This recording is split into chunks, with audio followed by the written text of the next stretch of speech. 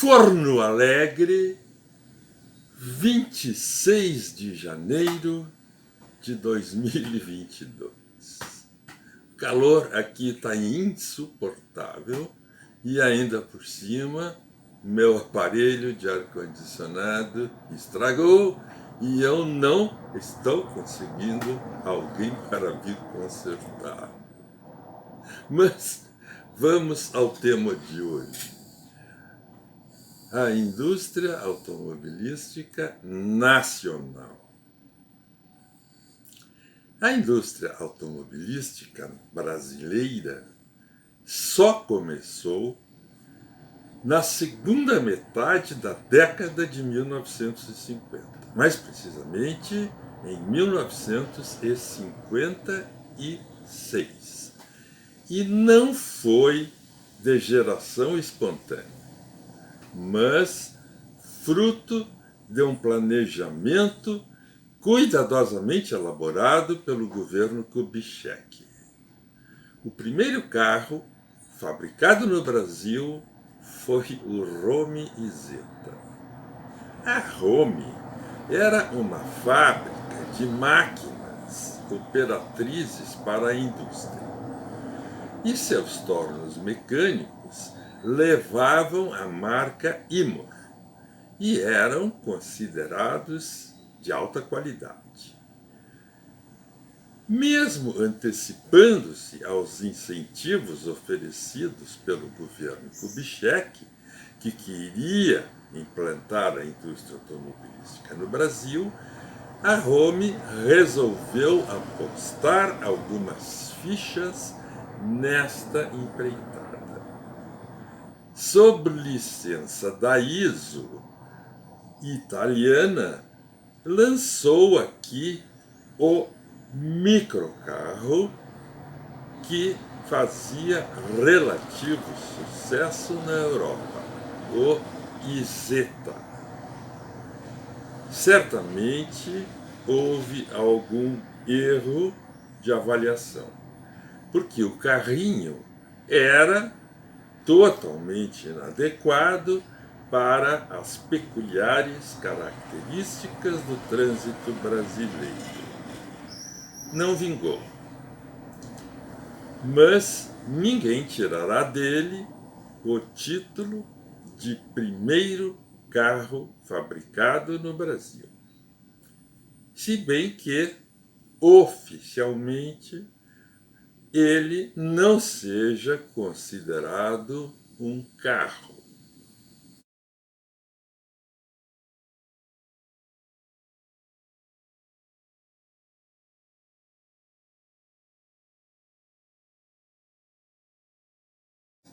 Ainda no mesmo ano, foi lançada a pequena perua DKV, fabricada pela WEMAG, sob licença da alemã Auto Union. Este deu certo, evoluiu, virou uma família, perua, sedã, jipe, esportivo, modelo de luxo. E foi fabricado até 1967.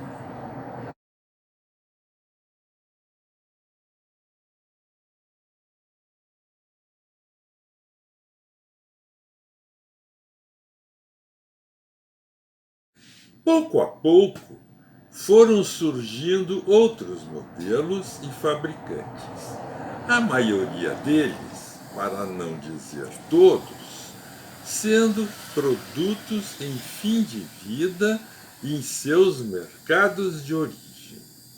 A defasagem tecnológica não era problema, porque a nascente indústria estava bem protegida. A importação era proibida e a carência de modelos era grande. Afinal, não havia importações regulares de automóveis há 4 anos. Assim, surgiram o Jeep, a Rural Jeep da Willys, a Kombi o sedã Volkswagen, mais tarde apelidado de Fusca, o Simca Chambord, o Renault Dauphine, o Chevrolet Amazonas, o FNM JK, o Aero Willis e era só.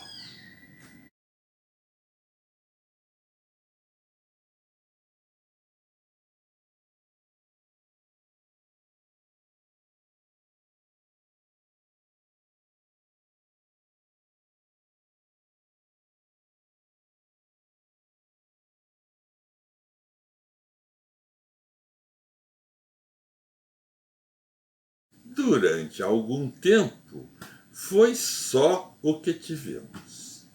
Houve lenta evolução durante boa parte da década de 60, com o lançamento de alguns modelos derivados, como Simca Presidência e Rally e Renault Gordini. Já modelos como o Volkswagen Carmanguia e o Willys Interlagos causaram muita admiração e certo furor. Embora fossem cópias fiéis de modelos europeus montados sobre plataformas do Volkswagen e do Dauphine, respectivamente, pareciam muito mais do que isto e davam a impressão de que tínhamos atingido a maturidade em nossa indústria.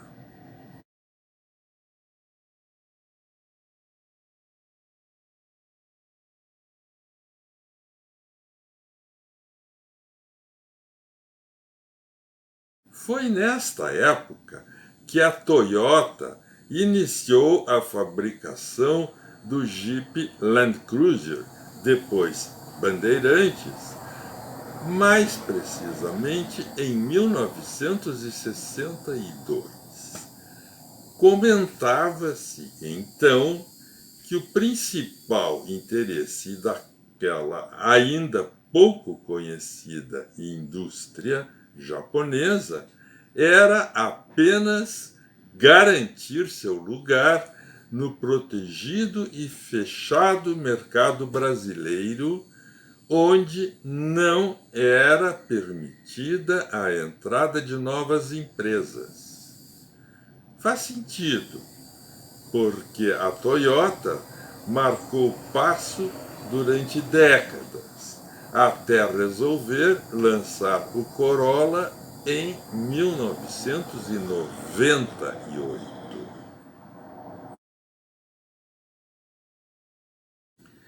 Em julho de 1962, ainda como estudante de engenharia mecânica, eu fui a São Paulo em viagem de estudos com um grupo de colegas. A ideia era ver a Feira da Mecânica Nacional e visitar algumas indústrias, principalmente as automobilísticas. Uma das visitadas foi a Willys. Comentava-se na época que a Willys estava preparando o lançamento de um modelo totalmente novo do Aero Willys, todo projetado no Brasil por engenheiros, designers e técnicos brasileiros. Tudo estava sendo mantido no mais absoluto sigilo. Top secret. Mas a notícia era confirmada pela fábrica. Uma coisa dessas, naquela época, excitava a imaginação de qualquer estudante de engenharia mecânica. assim fomos nós. Éramos 4 aos escritórios da empresa a agendar uma visita à fábrica, na esperança de captar algum deslize que nos pudesse revelar algo daquele tão aguardado projeto. Chegado o dia, na hora marcada, um motorista fardado, dirigindo um Aero Willys branco, estalando de novo, veio nos buscar no hotel. Coisa finíssima. A inquisição começou pelo motorista, que, por sinal, foi o único que disse qualquer coisa sobre o novo carro. E como diz, o entusiasmo daquele homem era indescritível. Para ele, o novo carro era uma cópia melhorada do Mercedes-Benz. E isto, é claro, nos deixou com uma expectativa otimista quanto ao projeto. O novo Aero Willys 2600, considerado o primeiro carro projetado no Brasil, foi lançado no Salão do Automóvel daquele ano, em novembro. Frustrou um pouco a expectativa não apenas daquele pequeno grupo de estudantes, mas do mercado em geral. O carro era novo, mas nem tanto. Mantinha a mesma estrutura básica do modelo anterior, que já estava antiquada, e alguns painéis da lataria, como a parte inferior das portas, o capô e a tampa do porta-malas.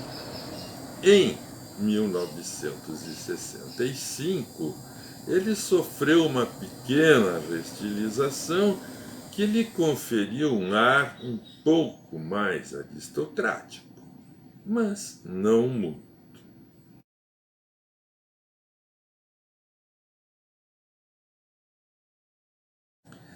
Em meados de 1964, a FEMAG lançou o DKV Fissori.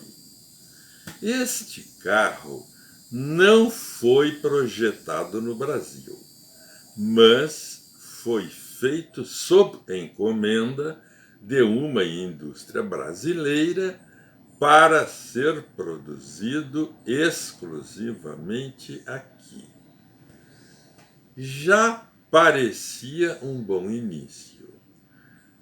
Fissori era um carrozziere italiano, e o DKV que levou seu nome foi por ele projetado para ser montado sobre o chassi do sedã DKV e ser vendido como modelo esportivo de luxo.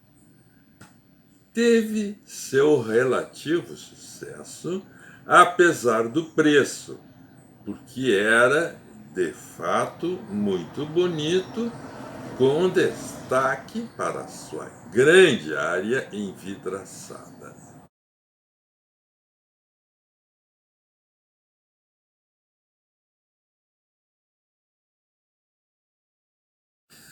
Assim, transcorreram os primeiros 10 anos da indústria automobilística brasileira, sempre girando em torno de velhos projetos melhorados aqui e ali, mas sem grandes e verdadeiras inovações.